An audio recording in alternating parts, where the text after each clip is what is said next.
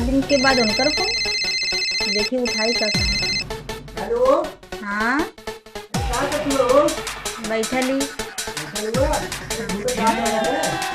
हाँ